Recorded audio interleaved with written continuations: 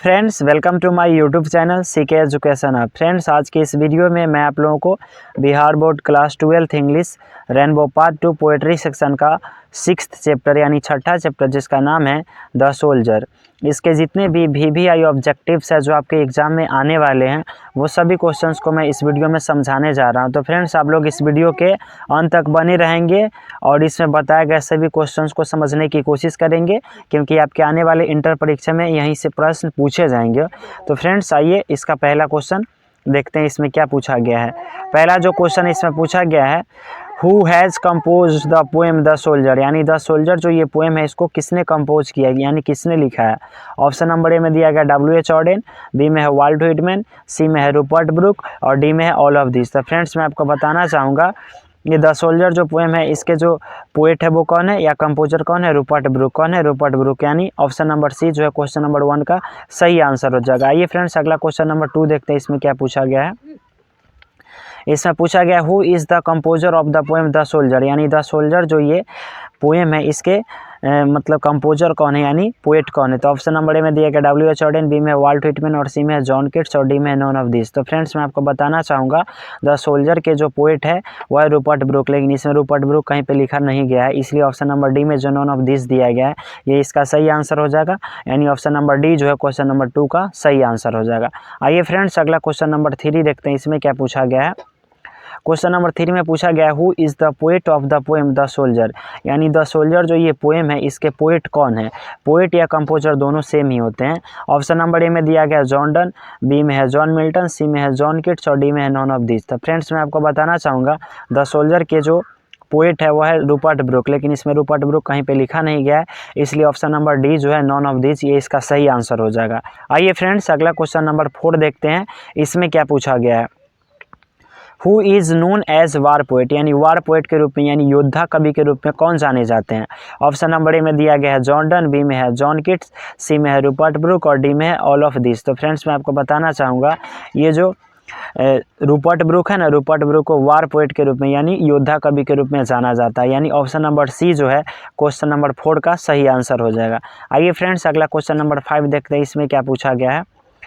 Question number 5 में पूछा गया who is known as patriotic poet. Patriotic का मतलब होता है देशभक्ति। तो देशभक्ति कवि के रूप में किनको जाना जाता है, कौन पोएट है जो देशभक्ति के कवि के रूप में जाने जाते हैं। ऑप्शन नंबर ए में दिया गया है महात्मा गांधी, बी में है जवाहरलाल नेहरू, सी में है रूपर्ट ब्रूक और डी में ऑल ऑफ दिस। तो फ्रेंड्स, मैं आपको बताना चाहूँगा रूपर्ट ब्रूक को पैट्रियोटिक पोएट के रूप में भी जाना जाता है, यानी ऑप्शन नंबर सी जो है क्वेश्चन नंबर 5 का सही आंसर हो जाएगा। आइए फ्रेंड्स, अगला क्वेश्चन नंबर 6 देखते हैं इसमें क्या लिखा गया है। A pulse in the eternal mind no less is written by, यहाँ पर जो लाइन लिखा गया है a pulse in the eternal mind no less, मतलब इस लाइन को किसने लिखा है। ये एग्जाम के पॉइंट ऑफ व्यू से बहुत इंपॉर्टेंट क्वेश्चन, इसलिए यहाँ पे VVI लिख दिया गया है।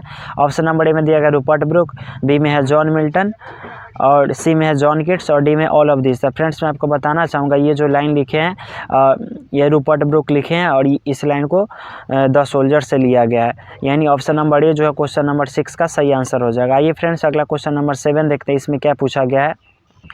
If I should I think only this of me is taken from, ये जो लाइन लिखा गया है इस लाइन को कौन से पोएम से लिया गया है और इस लाइन को किसने लिखा है, ये दोनों क्वेश्चन पूछा जा सकता है। अगर टेकन फ्रॉम रहेगा तो इसमें पोएम का नाम लिख देना है, अगर रिटन बाय रहेगा तो पोएट का नाम लिख देना है, लेकिन इसमें टेकन फ्रॉम पूछा गया नहीं है, इसमें ना पोएम का नाम बताना है, कविता का नाम बताना है। ये एग्जाम के पॉइंट ऑफ व्यू से बहुत इंपॉर्टेंट क्वेश्चन, इसलिए यहाँ पे VVI लिख दिया गया है। ऑप्शन नंबर ए में दिया गया स्नेक, बी में है द अर्थ, सी में द आर्टिस्ट और डी में है द सोल्जर। फ्रेंड्स, मैं आपको बताना चाहूँगा द सोल्जर से इस लाइन को लिया गया है और इस पोएम को लिखे किसने है तो रूपर्ट ब्रूक ने लिखा है। आइए फ्रेंड्स, अगला क्वेश्चन नंबर 8 देखते हैं। 8 नंबर क्वेश्चन में क्या पूछा गया है। 8 नंबर क्वेश्चन पूछा गया a sonnet is a poem dash line. 2018 में इस क्वेश्चन को पूछा गया था, आपके एग्जाम के पॉइंट ऑफ व्यू से बहुत इंपॉर्टेंट क्वेश्चन है ये। यहाँ पे लिखा गया sonnet is a poem dash line, यानी सोनेट जो होता है ये सोनेट जो होता है सोनेट भी एक पोएम ही होता है। ये कितने लाइन्स वाली पोएम होती है। ऑप्शन नंबर ए में दिया गया 20, बी में 30, सी में 16 और डी में है 18। फ्रेंड्स, मैं आपको बताना चाहूँगा यहाँ पे टाइपिंग मिस्टेक हुआ है। 14 लाइन्स वाले जो मतलब पोएम्स होते हैं उसको ना सोनेट कहा जाता है। आप लोग यहाँ पे ऑप्शन नंबर सी में 16 के जगह पे 14 कर लेंगे और यहाँ पे 14 लिख लेंगे आप लोग, यानी 14 लाइन वाले जो कविता होता है ना उसे सोनेट कहा जाता है। तो ऑप्शन नंबर सी जो है इसको आप सही कर लेंगे, यहाँ पे 14 कर लेंगे और 8 का जो है आंसर क्या हो जाएगा, सी हो जाएगा, यानी यहाँ पे 14 कर लेंगे। आइए अगला क्वेश्चन नंबर 9 देखते हैं, इसमें क्या पूछा गया है।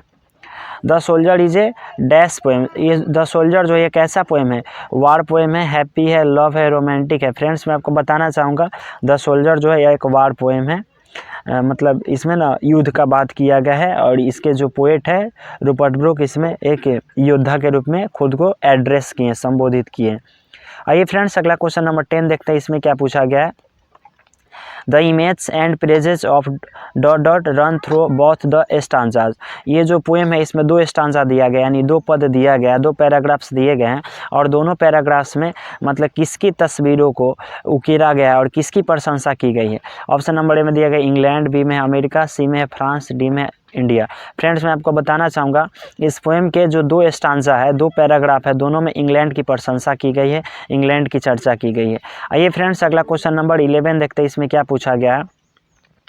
Rupert Brooke has written the poem. Rupert Brooke कौन से पोएम को लिखे हैं, स्नेक को लिखे हैं, द सोल्जर को लिखे हैं, या द अर्थ को लिखे हैं, या फायर हिम को लिखे हैं। फ्रेंड्स मैं आपको बताना चाहूँगा रूपर्ट ब्रूक जो है द सोल्जर को लिखे, यानी ऑप्शन नंबर बी जो क्वेश्चन नंबर 11 का सही आंसर हो जाएगा।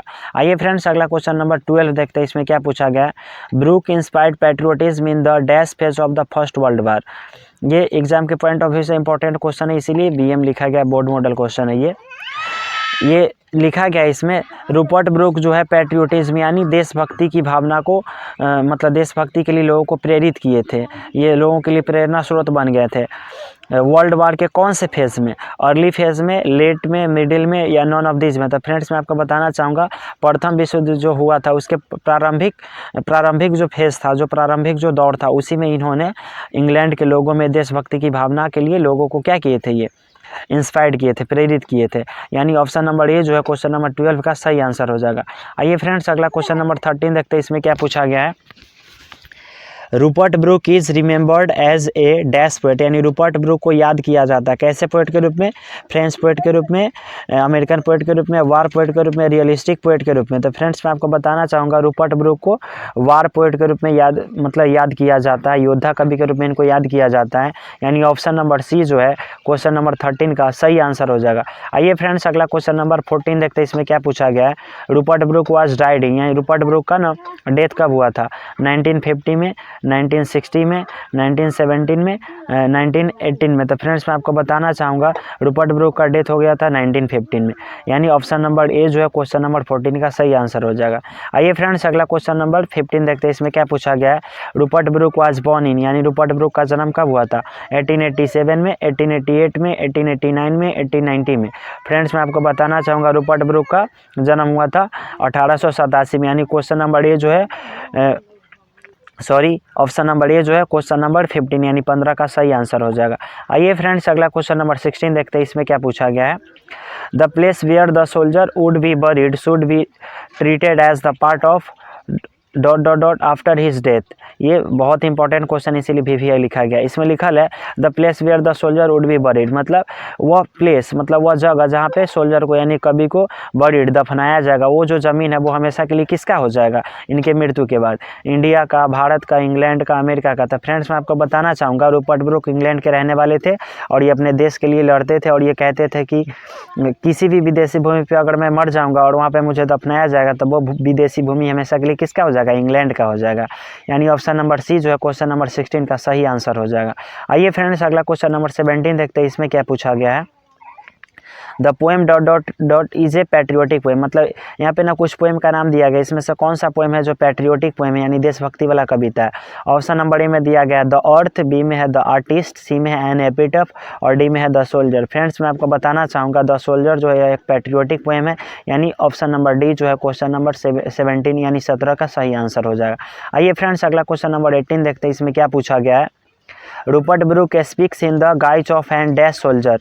देखिए रूपर्ट ब्रूक जो है इसमें ना वह बोलते हैं और ख़ुद को संबोधित करते हैं of the guise of an dash soldier, कहाँ के सोल्जर के रूप में, कहाँ के कवि के, कहाँ के योद्धा के रूप में, कहाँ के सैनिक के रूप में। ऑप्शन नंबर ए में दिया गया English, European, French, none of this. तो फ्रेंड्स ये जो है ना इंग्लिश पोएट के रूप में, इंग्लिश सोल्जर के रूप में खुद को संबोधित किए हैं और बोलते भी है, यानी इंग्लैंड के ही रहने वाले थे, इसीलिए इन्हें इंग्लिश कहा जाता है, अंग्रेज कहा जाता है इनको। ऑप्शन नंबर ए जो है क्वेश्चन नंबर 18 का सही आंसर हो जाएगा। आइए फ्रेंड्स क्वेश्चन नंबर 19 देखते हैं, यानी 19। इसमें क्या पूछा गया है, the poem dot dot is a sonnet, मतलब इसमें कुछ पोएम का नाम दिया गया, इसमें से कौन सा पोएम है जो सोनेट है। ऑप्शन नंबर ए में दिया गया स्नेक, बी में एन एपिट ऑफ दी, और सी में द सोल्जर, और डी में ऑल ऑफ दिस। फ्रेंड्स मैं आपको बताना चाहूँगा द सोल्जर जो है ये एक सोनेट है, क्योंकि ये 14 लाइन्स वाली कविता है, यानी ऑप्शन नंबर सी जो है क्वेश्चन नंबर 19 का सही आंसर हो जाएगा। आइए फ्रेंड्स अगला क्वेश्चन नंबर 20 देखते हैं, इसमें क्या पूछा गया है, the speaker is not afraid of dot dot dot, यानी ये जो पोएम है, इस पोएम के जो स्पीकर, इस पोएम के जो वक्ता है, जो कहने वाले, जो बोलने वाले हैं, वह किस चीज़ से नहीं डरते हैं, डेथ से, लाइफ से, एलिफेंट से, नॉन ऑफ दिस से। तो friend all of this. Friends मैं आपको बताना चाहूँगा इसके जो पोएट हैं रूपर्ट ब्रूक को जो है उनको ना डेथ यानी मृत्यु से डर नहीं लगता, यानी वो अपने देश के लिए कभी भी मरने के लिए रेडी रहते हैं, हमेशा तैयार रहते हैं। ऑप्शन नंबर 20 क्वेश्चन नंबर 21 देखते हैं, इसमें क्या पूछा गया है, the dust stands for the dot dot dot. ये जो क्वेश्चन ये कहाँ से लिया गया है, ये जो लाइन है ये कहाँ से लिया गया है। ऑप्शन नंबर ए में पूछा गया मास्टर, टीचर, फार्मर, सोल्जर।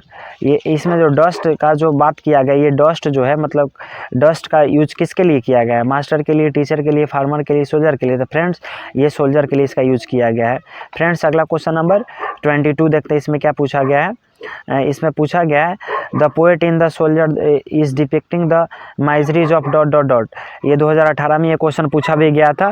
तो इसमें पूछा जा रहा है कि पोएट जो है द सोल्जर के जो पोएट है इसमें ना मतलब प्रदर्शित किए किसके कष्ट को, तो मतलब लव को, नेचर को, रिलेशन को, वार को। तो मतलब युद्ध जब ये करते थे तो युद्ध में जो इनको माइजरीज हुआ था, इनको जो कष्ट हुआ था उसको इन्होंने इसमें व्याख्या किया है।